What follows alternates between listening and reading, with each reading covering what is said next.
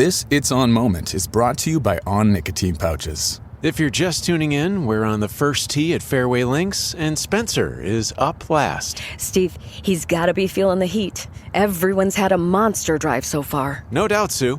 A hush falls over the foursome as Spencer brings his club back. Oh, Steve, it looks like it's on. Products for tobacco consumers 21 years of age or older. Warning, this product contains nicotine. Nicotine is an addictive chemical.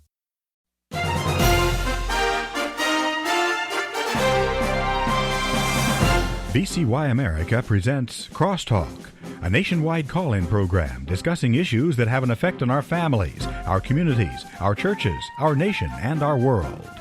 Crosstalk, an opportunity for you to voice your concerns for biblical principles. And now live by satellite and around the world on the internet at vcyamerica.org. Here is today's Crosstalk. We do thank you for joining us on Crosstalk, coming your way from VCY America, and it's a Friday News Roundup today on the broadcast. So much is unfolding virtually every single day.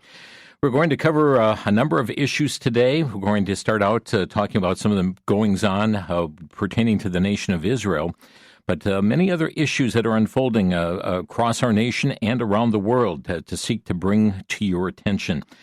Certainly there is much unfolding, and friends, we don't live in fear, but we live in complete trust and dependence upon the Lord, knowing that what He has before ordained will come to pass, and how important it is for us to be salt and light in this world around us, and certainly to live the life that Christ has called us to live, to be observant of the times in which we live, and also know that, as the prophet Hosea said, my people are destroyed for lack of knowledge. We need to certainly understand what is happening in our world, not to be so caught up in it that we live in fear and shy away from our Christian witness, but know it should compel us even further to walk with our Savior, to be faithful in these times, troublesome times, perilous times, as we see characterized in the book of 2 Timothy.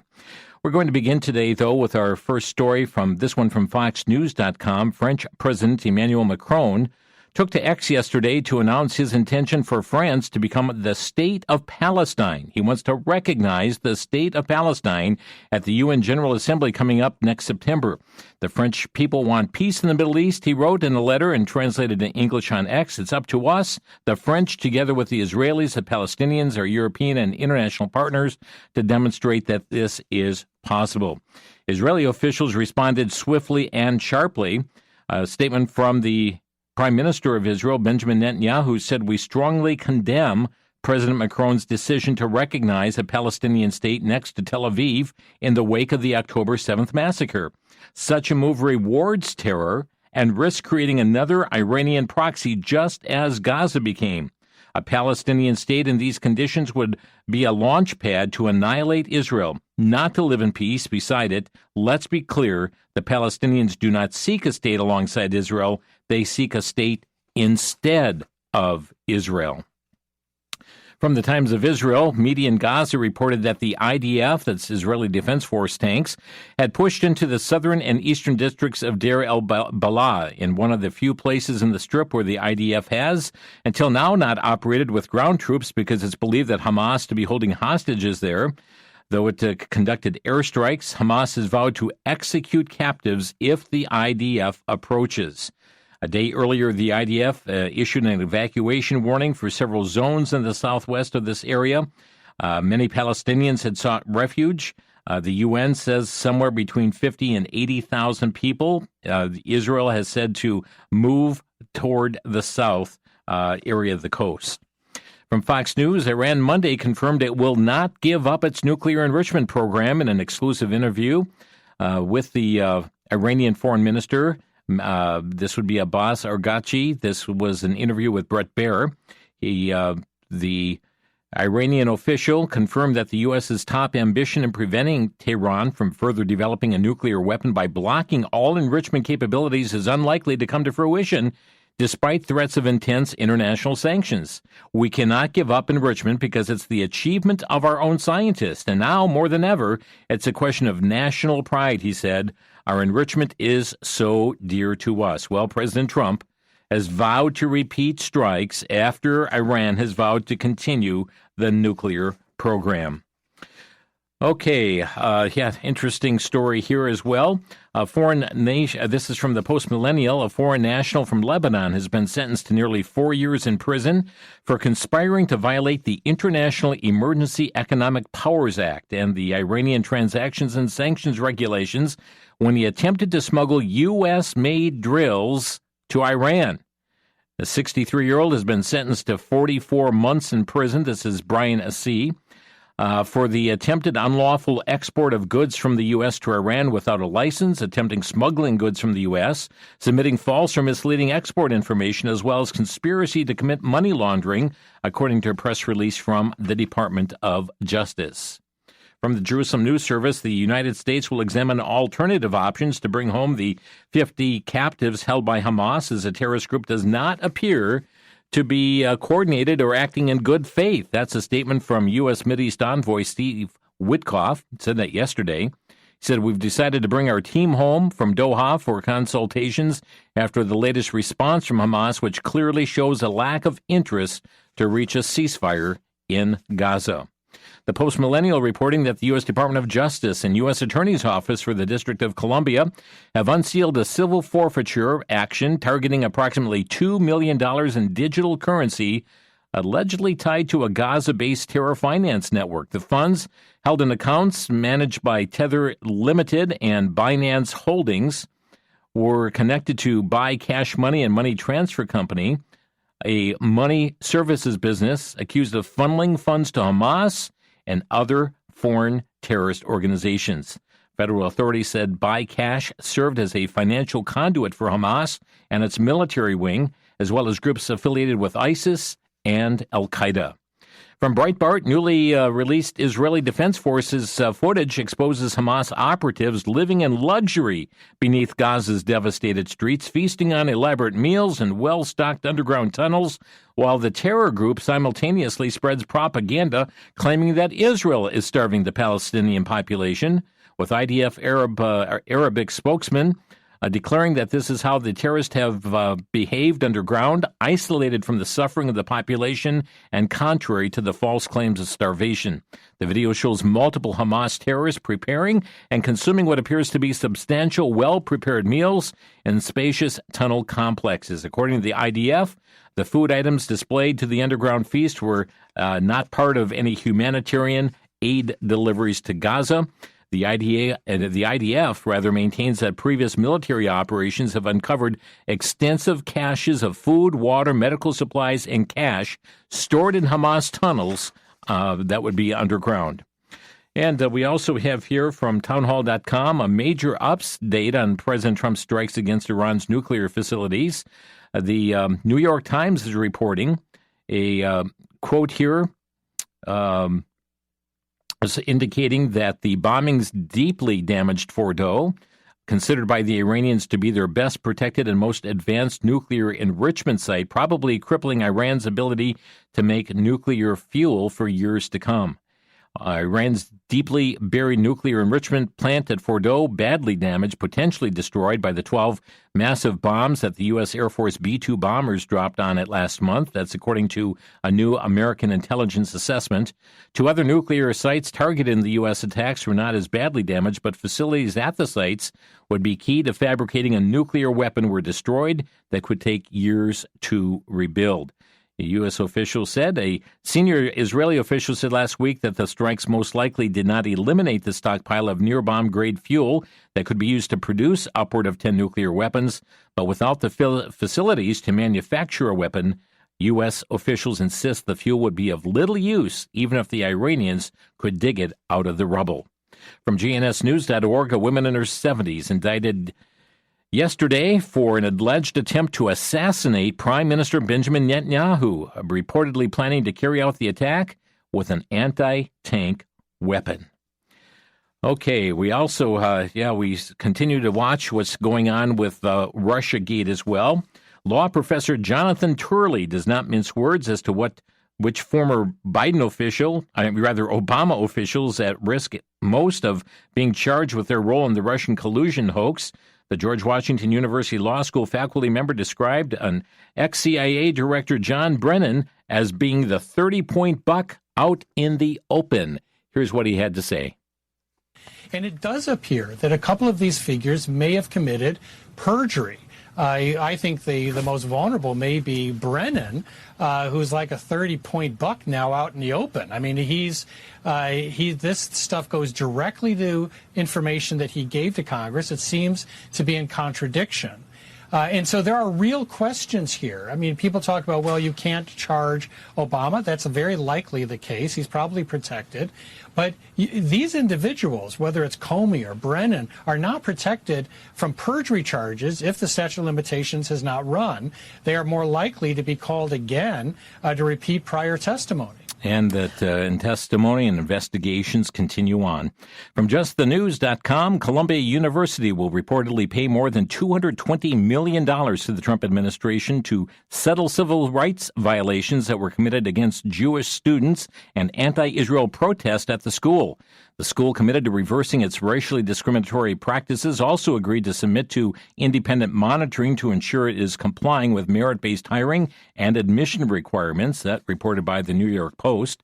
And from worthynews.com, a new congressional investigation has revealed that over $900 million in U.S. taxpayer funds were funneled through federal agencies and nonprofit organizations to support protest against Israeli Prime Minister Benjamin Netanyahu. Some cases even fund entities with known ties to terrorism. The findings released last Thursday by the House Judiciary Committee have sparked outrage and renewed scrutiny of the Biden administration's oversight of foreign aid. A 300-page document, the Biden-Harris administration's funding of anti-Netanyahu non-government organizations. Listen to some of these. The PEF Israel Endowment Funds, it's a U.S. nonprofit, distributed over $884 million to groups actively involved in large-scale demonstrations opposing judicial reform in Israel. There was the Jewish Communal Fund that allocated $42.8 million to organizers of protest, specifically aimed at blocking Netanyahu's legal and governmental reforms. There was the Rockefeller Philanthropy Advisors, receiving $20 million in federal grants, believed to have redirected some of those funds to fuel the Israeli protest movement. Blue White Future, described by the committee as a radical anti-Netanyahu organization, identified as a downstream recipient in a financial trail that originated with U.S. government funds. Movement for Quality Government in Israel, $42,000 to conduct civic activism training in Israel high schools, a program viewed by the committee as politically charged, and it goes on from there. Speaking of Columbia here just a bit ago, the Epoch Times is reporting that Columbia University has expelled, suspended, and revoked degrees of multiple students for participating in what it described as disruptive protests in spring of 24 and earlier this year. They announced the disciplinary actions on Tuesday. It stems from a pro-Palestinian encampment on campus and the occupation that took place of the reading room and Butler Library. In response to the latter incident, the university placed 71 students on interim suspension during the month of May. And in a decisive political statement, Worthy News reports that the Israeli Knesset voted overwhelmingly Wednesday in favor of a non-binding resolution declaring the support for the application of full Israeli sovereignty over Judea and Samaria and the Jordan Valley, territories comprising what is internationally referred to as the West Bank. The declaration affirms that these territories are inseparable parts of the land of Israel, the historic, cultural, and spiritual homeland of the Jewish people, and urges the Israeli government to begin the process of applying sovereignty, law, and administration across all Jewish communities in these areas. The land of Israel belongs to the people of Israel, yesterday, today, tomorrow, and forever, said a member of the Knesset, Simcha Rothman, one of the resolution sponsors, during the Knesset debate. We'll be back with more news, other topics after the break. You're listening to Crosstalk on the VCY America Network.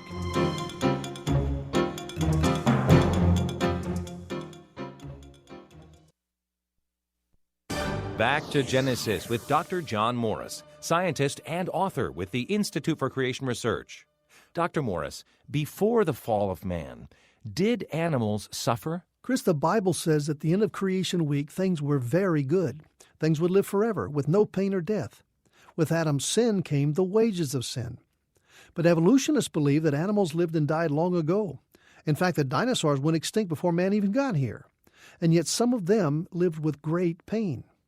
A recent discovery of a T-Rex fossil shows this. This dinosaur was quite old when it died. Earlier, it had suffered a broken leg and broken ribs, which had healed. It lived in terrible pain. Now, I don't think that this pain is the result of creation. It's the result of sin. It's certainly not very good, as God pronounced His completed creation back in Genesis. Thanks, Dr. Morris. For more on creation, visit our website at www.icr.org.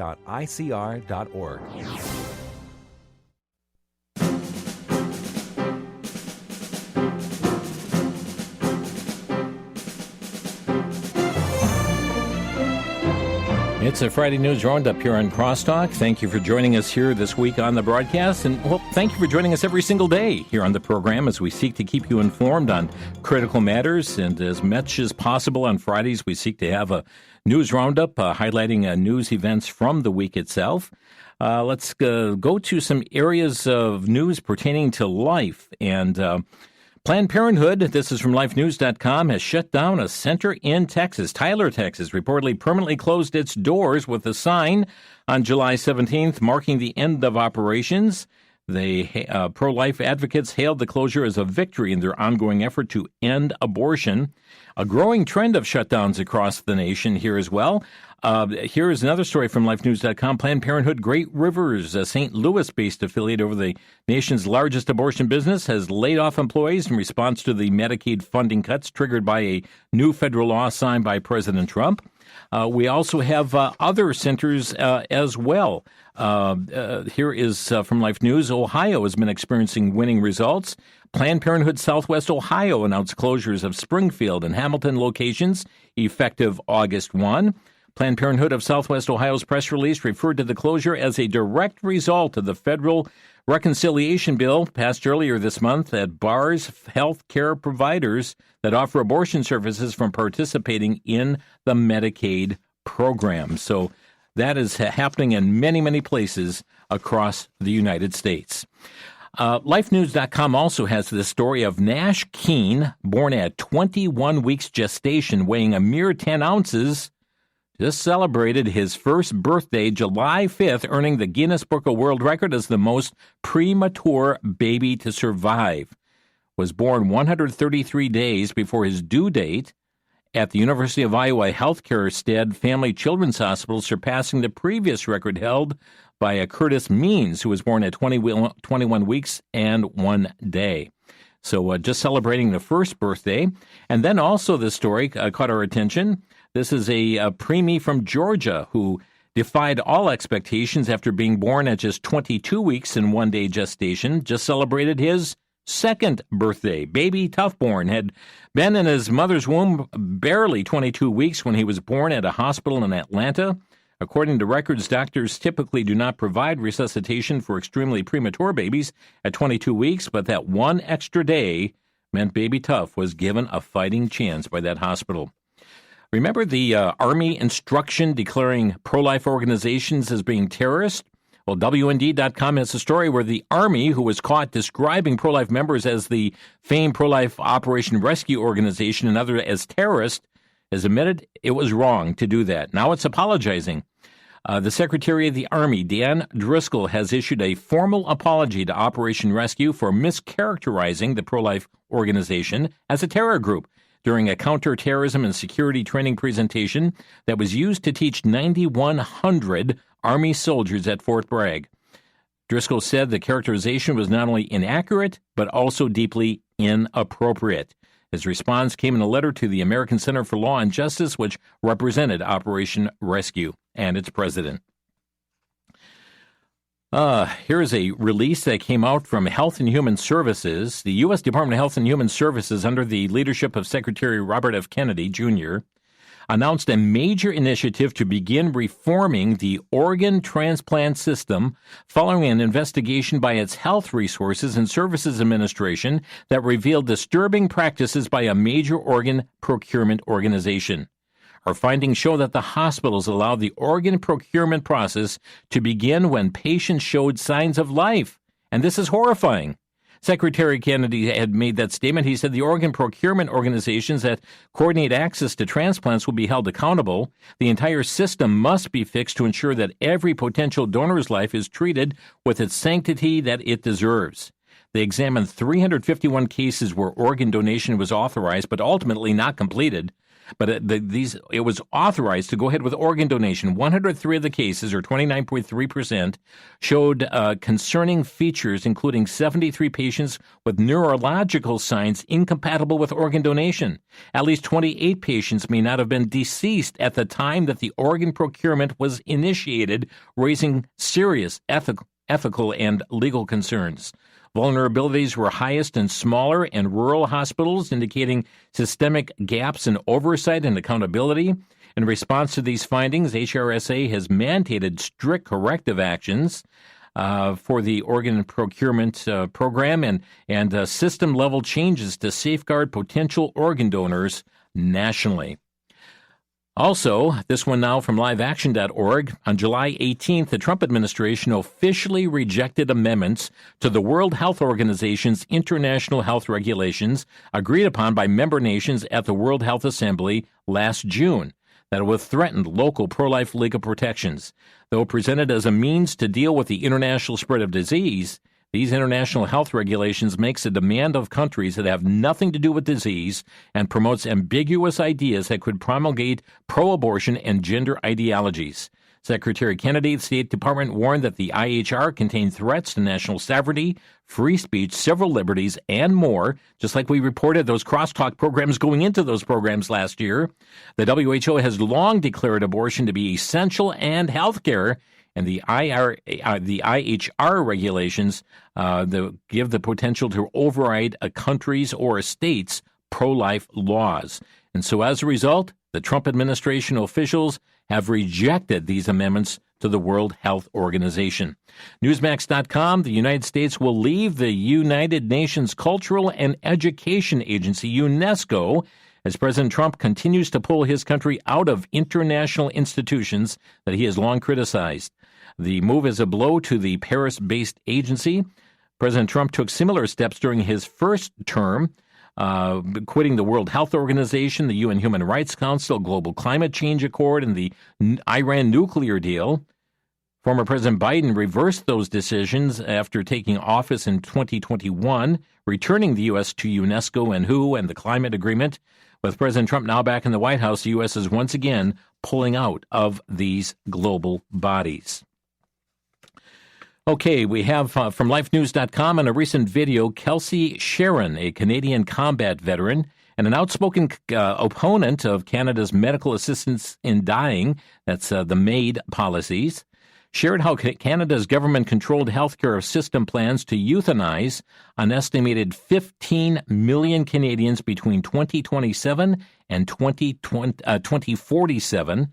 It's a staggering figure justified under the pretext of cost savings.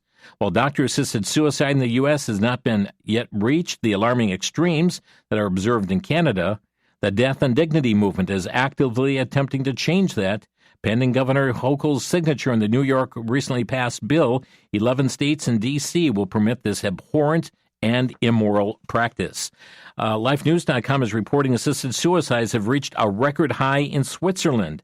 Total of 1,729 residents of Switzerland ended their lives by this means in 2023. That's an 8.4% increase over the previous year, and very troubling what is happening there. This is also troubling, friends. This is a story from LifeSiteNews.com. Former President Barack Obama delivered a shocking message during an appearance on his wife's podcast, asserting that every dad needs to have a gay man within his circle of friends just in case his son identifies as gay or non-binary. Here's what he had to say. That's one of the things that I think a lot of times boys need is not just exposure to one guy. Mm-hmm. One dad. One dad. No matter how good the dad is. He can't be everything. He can't be everything. And then that boy may need somebody to give the boy some perspective on the dad. Yeah, right? Yeah. One of the most valuable things I learned as a guy was I had a gay professor in college at a time when openly gay folks still weren't out of line, who became one of my favorite professors and was a great guy and would call me out when I started saying stuff that was ignorant.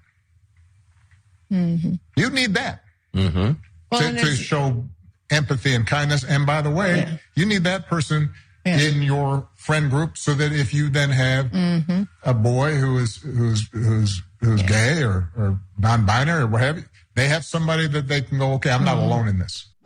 Very, very troubling. I mean, here the former president saying, boys need homosexual men in their lives.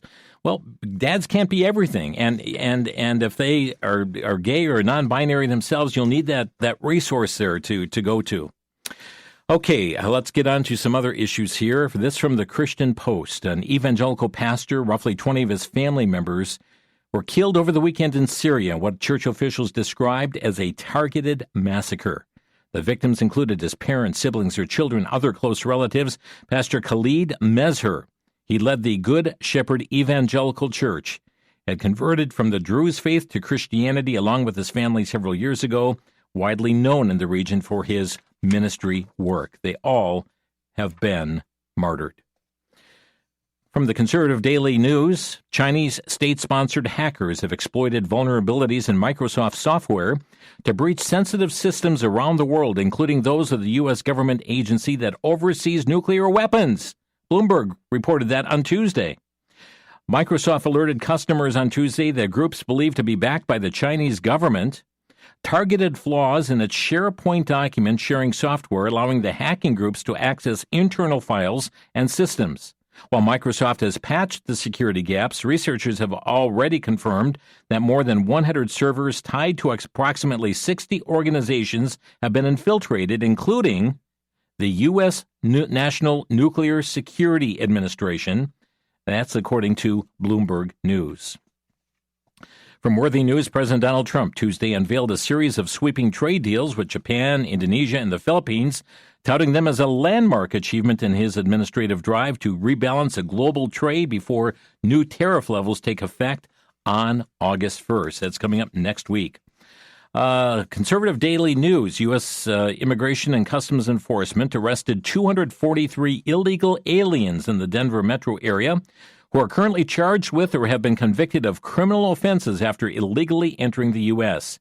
The operation ran from July 12th to July 20th, resulted in the arrest of one alien wanted for murder, one for human trafficking, 5 wanted for convicted of sex-related offenses, including sex assault and sexual exploitation of a minor, 9 who had been charged with or convicted of drug-related offenses, 13 charged with or convicted of assault, 8 charged with convicted of theft charges, including burglary, robbery, and motor vehicle theft, 17 with charges or convictions related to driving under the influence. ICE arresting 243 illegal aliens. That's in the Denver metro area. From Washington Times, the Trump administration has slashed the IRS workforce by nearly 26,000 people through buyouts and also through firings. That marks a 25% reduction in staffing as President Trump works to reverse the Biden buildup at the tax agency. They sliced through some of the most prominent IRS divisions, taking 27% of the tax examiners, 26% of the revenue agents, information technology shedding 23% of the workforce, and the management and analysis division losing 28% of its staff. We're going to take a quick break right here. We'll be back with many more stories here in our next segment as well. Stay with us. You're listening to Crosstalk on VCY America.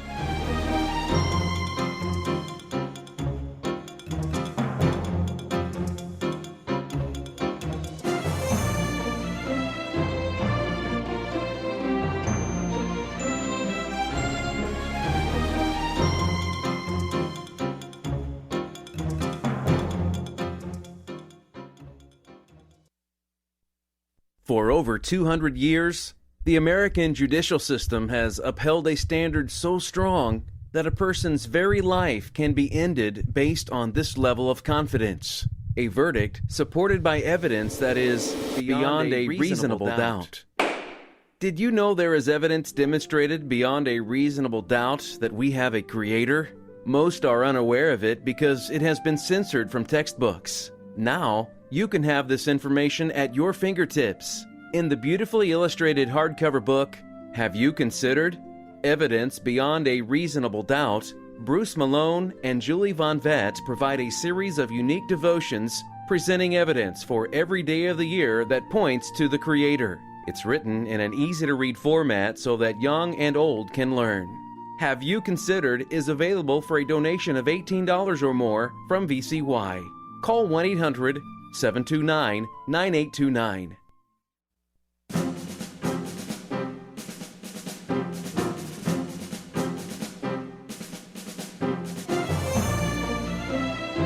It's a News Roundup Day here on Crosstalk today. Thanks for tuning in. Several more topics here, even in this segment, that we hope you're able to stay tuned with us. We talk about, the disintegration that's taking place in air traffic control systems and the condition of our roadways across the country. And the call, we need more money for our roads and so forth. Well, the story came out this week under the Biden administration, this from townhall.com, that former Secretary Pete Buttigieg's Department of Transportation spent $80 billion over his 4-year term on DEI initiatives. That was under his supervision. Around 400 DEI-related grants were approved as opposed to only 60 under the previous Trump administration. Just one of those DEI initiatives called Justice 40 allocated half of the $150 billion in infrastructure investment to assist disadvantaged communities. But it gets much more detailed from there. Breitbart.com reporting California's new $20 per hour minimum wage for fast food workers. Well, just as predicted, it's resulted in a significant decline in employment in that sector, leading to 18,000 fewer jobs that would have been the case otherwise. That's according to a new paper released by the National Bureau of Economic Research. Once the law took effect April 1 of 2024, restaurants automated what they could to avoid the higher wages. Some fast food restaurants also closed. By June of 24, Stanford University data indicated over 10,000 fast food jobs were already lost. While the governor's office disputed the figure, saying that fast food jobs increased, it stopped by the fall when it became apparent that the federal data was not on his side. Tragedy in the state of Ohio. An armed man lying in wait on a dead-end street shot and wounded 2 Ohio police officers, reports WISN.com. Wounded the officers when they parked their patrol vehicles in an undeveloped industrial park to eat lunch on Wednesday. Officer driving into the scene in response to their call for help also was shot, seriously injured, but one officer has since died in that. Keep our law enforcement and first responders in your prayers and let them know how much you appreciate them. And certainly tragedy took place here now with the death of this officer. From Alex Newman, a story this week. In a highly anticipated and deeply controversial ruling, the top United Nations court issued an opinion on July 23rd claiming that governments must they've got a legal duty under international law to regulate emissions of carbon dioxide, also known as the gas of life. The decision is being praised by globalists and climate alarmists, but ridiculed by skeptics. According to the 500-page ruling, which is considered advisory but is expected to be influence policy worldwide, all governments have a legal duty to prevent environmental harm by limiting greenhouse gas emissions. Failure to regulate and control the CO2 emissions may amount to an internationally wrongful act, the court said. In other words, reject the UN climate regime at your peril. Though President Trump wants to roll back the very measures demanded by the UN outfit, the implications for governance worldwide are hard to overstate. As the New American reported 6 months ago, experts say this case may be the most significant ever heard by this global body. Coming to us from jpost.com, one of the most provocative speeches heard in the British Parliament in recent years, Member of Parliament Andrew Bridgen claimed that over the past 100 years, approximately 250,000 women and girls have been raped in Britain, with 90% of the perpetrators being Muslim.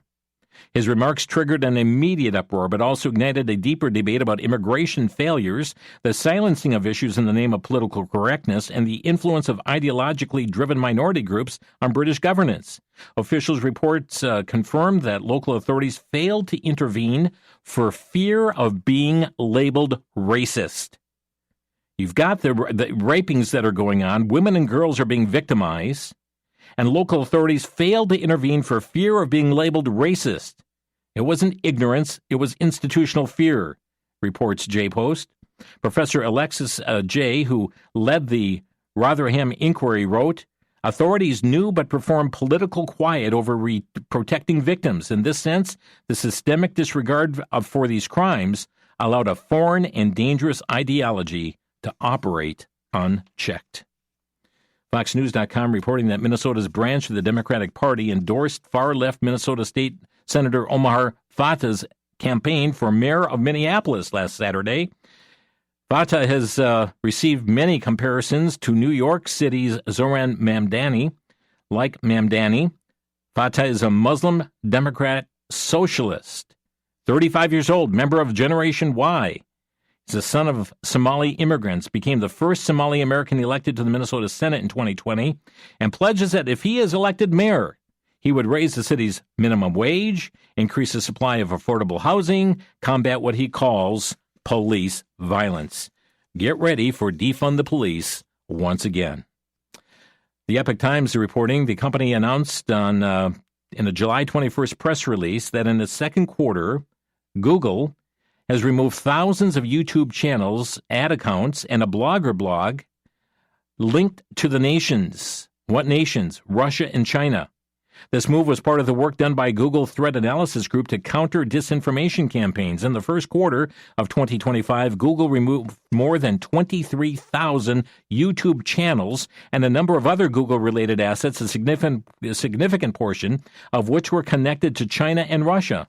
More than 7,700 of the channels and other assets removed in the second quarter were linked to China, and the campaigns primarily shared content supporting the Chinese Communist Party in both Chinese and English.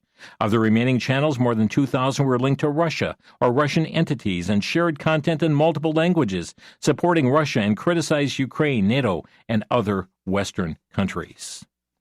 Washington Times reporting unidentified hackers recently compromised a major intelligence website used by the CIA and other agencies to submit details of sensitive contacts, according to the National Reconnaissance Office. It's a spy satellite service that runs the site.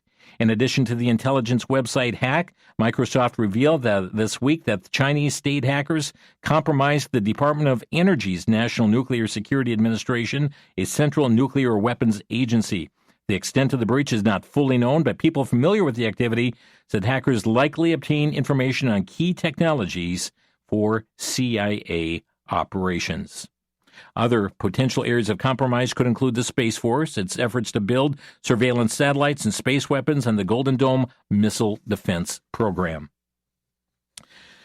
Okay, this, I believe, from Town Hall. Oh, no, I'm sorry, this from the Washington Stand. Yet another Chinese national being charged with attempting to steal U.S. military technology. The Department of Justice announced Monday. The news comes as national security concerns are mounting over China's dominance of the world's rare earth minerals. A 59-year-old, a U.S.-China dual citizen, a U.S. and China dual citizen, has pled guilty to attempting to steal trade secret technologies developed for use by the U.S. government to detect nuclear missile launches, track ballistic and hypersonic missiles, and to allow U.S. fighter planes to detect and evade heat-seeking missiles. The individual worked for a Los Angeles area researcher and development company where he downloaded over 1,800 sensitive company files from his work laptop onto 3 personal storage devices over a month-long period in 2023. Also from Newsmax.com, is it NVIDIA's advanced artificial intelligence chips? Well, at least $1 billion were smuggled to China in the first 3 months after Washington tightened chip control export controls, the Financial Times reported Thursday. The AI chips designer high-end B200 processors banned for sale in China is widely available in a thriving Chinese black market for U.S. chips. Okay, from Worthy News, Russia launched 42 drone attacks across Ukraine, injuring at least a dozen people, despite both countries agreeing to meet for peace talks in Istanbul, Turkey, starting as of Wednesday of this week. Tuesday's reported attacks came a day after Russia unleashed one of its most significant strikes in months, 426 drones and 24 missiles, killing a number of individuals. And let's see, this from Newsmax. Amid the escalating tensions in Russia, President Putin's stalling of peace in Ukraine, the U.S. is reportedly deploying its nuclear weapons arsenal on British soil for the first time in nearly 2 decades. The reports come from the OSINT Defender X account, an open-source intelligence monitor, and the UK Defense Journal. Just the News reporting President Trump's administration has struck a deal with the United Arab Emirates to stop the forced deportation of several Afghan interpreters and soldiers who assisted the U.S. military before they could be handed over to the Taliban this month, and is now beginning the process of vetting them for long-term and safe homes. That's according to Just the News on Monday of this week. Jihad Watch is reporting that the Taliban has imposed a ban on the sale and use of certain children's toys, including dolls and miniature figurines in the southern province of Kandahar, Afghanistan, local sources and shopkeepers said. The ban includes dolls and other children's play items featuring human or animal representations, which Taliban officials have long criticized as inappropriate under their interpretation of Islamic law. Friends, we have a break coming up in just a moment, and I've got a couple more stories to share before then, but I do want to open our phone lines if you want to comment on these or other current event stories. We cannot be all-inclusive. There is so much happening every day, every week, but we cover a number of issues here. Our telephone number is 800-733-9829. That's 800-733-9829. Again, to comment on these or other current event stories, 800-733-9829. This coming from the Daily Caller. The Department of Education announced on Wednesday that it's opening investigations into 5 universities over policies that allegedly cater to illegal immigrants. University of Michigan, Western Michigan University, University of Louisville, University of Nebraska, Omaha, and the University of Miami are facing investigations after civil rights complaints allege the schools are illegally discriminating based on national origin to provide scholarships for students in the country illegally. That's according to the department. Daily Caller has a story. The Trump administration probing universities suspected of handing scholarships to illegals. Also from Newsmax, the Justice Department should charge Anthony Fauci with lying to Congress in order to test whether former President Joe Biden's pardon of the former senior national health advisor will hold up in court. That's a statement from Senator Rand Paul. He's chairman of the Senate Homeland Security Committee. He said, I do believe Anthony Fauci committed a felony by lying to Congress, so you have to charge him with a felony, take him to court, and then let that court decide whether or not the pardon is upheld. Very, very important aspect there. Salem News Channel reporting the White House released an artificial intelligence policy plan Wednesday, spelling out priorities for the U.S. to achieve global dominance in the sector. U.S. President Trump's plan calls for open source and open weight AI models to be made freely available by developers for anyone in the country to download and modify. Warning with that. We've talked about that before here on Crosstalk. And from Breitbart, President Trump on Sunday accused Adam Schiff of falsifying loan documents and said Schiff should pay the price of prison for a real crime. He called out Schiff in a Truth Social post Sunday night, saying that Schiff is in big trouble. He falsified loan documents. He once said my son would go to prison on a scam that Schiff, along with other crooked Dems, illegally manufactured in order to stage an actual coup. Very interesting. Well, we'll come back to your phone calls. Our number, 800-733-9829. That's 800-733-9829. You're listening to Crosstalk.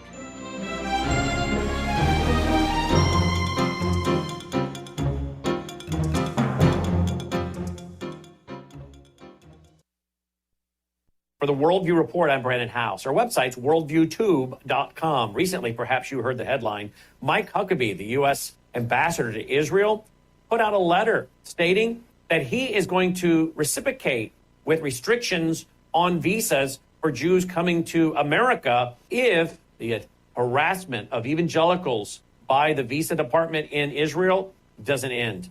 What? This seemed very odd. So we asked our reporter on the ground in Israel this week, Aaron, about it. And he said, oh, yes, this has been a problem going on for years. There are many Orthodox inside our interior ministry that are specifically targeting evangelicals and even Messianic Jews that want to come and live permanently in Israel. You see, folks, what this is a group, a small group, that do indeed go very hard after Christians. So we need to pray for them. But also, don't let this news story be used by people for anti-Semitism. Explain it's a specific group of people, not all Jews.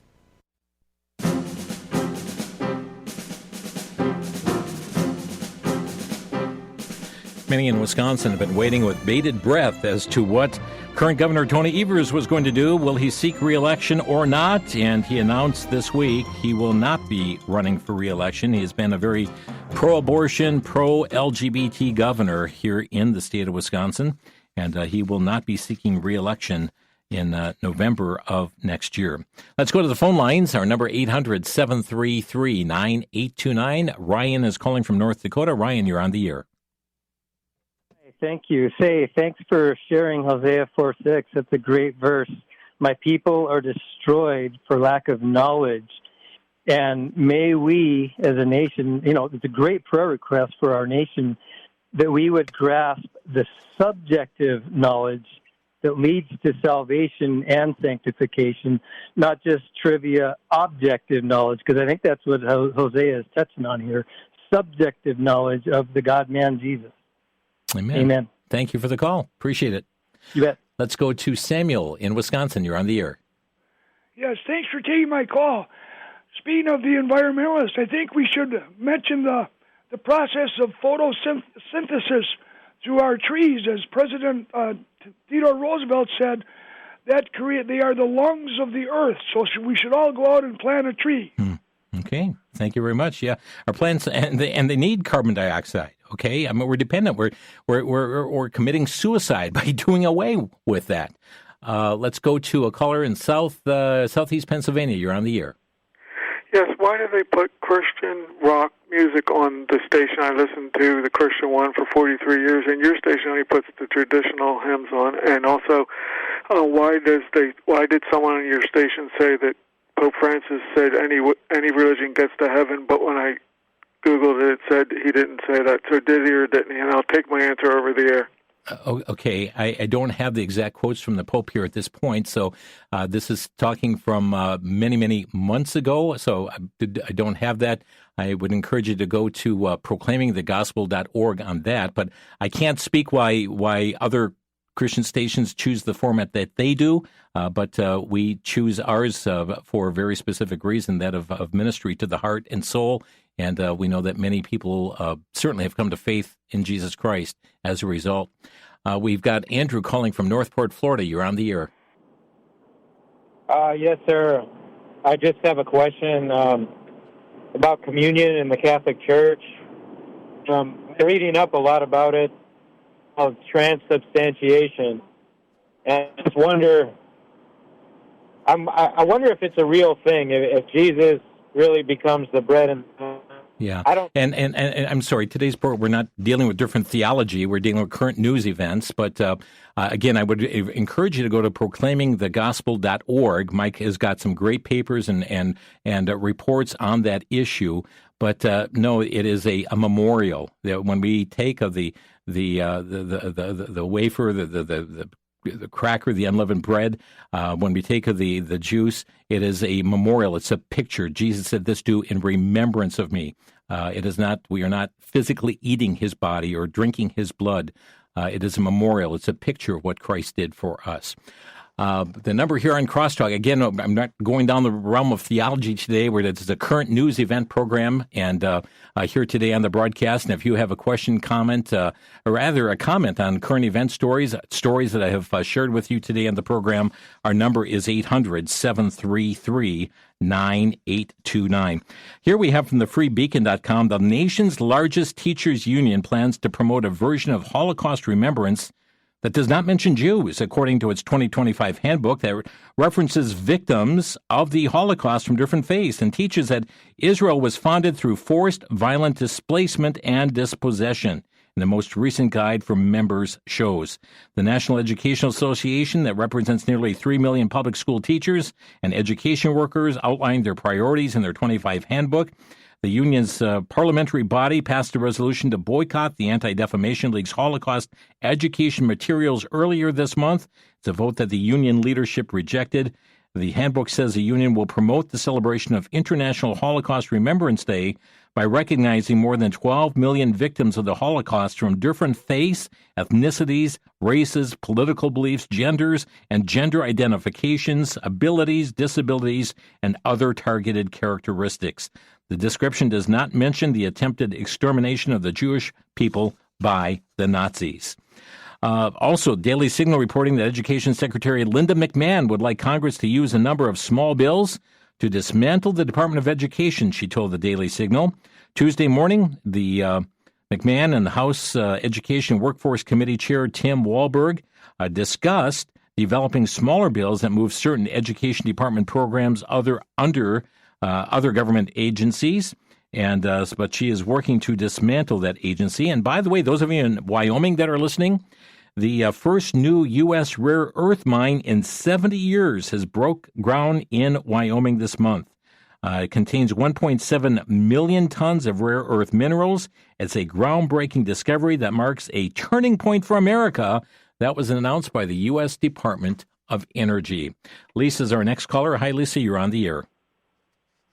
Hi, I just had a question on just some clarification on the Big Beautiful Bill. It's been kind of hard to find, actually information about it, so I just wondered if you would be able to clarify it a little bit or give, a quick summary of some of the stuff that's... I don't have a summary with me. We've gone through that on previous programs. I would suggest going to, the Washington Stand, townhall.com, WND.com would have a summary of the various elements of it that go through it. There's some aspects of concern regarding the legislation, and also that of some wonderful provisions that are provided as well. But one thing it does is it does make the tax cuts permanent that were instituted under the first Trump administration. Is there a particular question on what specifically? I just heard that there was a lot of cuts being done to, the social help for Medicaid Sure. and Medicare and stuff like that. Right. So like removing those who are here illegally from receiving benefits, or those who are able-bodied adults to be able to, that they would have work requirements or volunteer requirements that would be placed upon them. That is part of it. So you'll just hear, cuts to Medicare, cuts to food stamp program. Well, there have been those on the system who should not be receiving them because of being able-bodied, but just refusing to work or other matters, and others who are here illegally that have been reaping the benefits of those as well. But my closing music is running now on the program, and that means we're completely out of time. Our Friday News Roundup here today on Crosstalk. Again, friends, keep abreast of what's happening in our world today. There is much taking place, and a lot of news, and thanks for making a difference. The Lord's Day is coming. Trust you'll be in a Bible-believing, Bible-teaching local church. You've been listening to Crosstalk via satellite and the internet from VCY America. Views expressed may or may not be those of this station. For a CD of today's program, send a donation of $6 or more to VCY Tape Ministry, 3434 West Kilbourne Avenue, Milwaukee, Wisconsin, 53208. Or download by RSS or podcast from crosstalkamerica.com. And join us again for Crosstalk.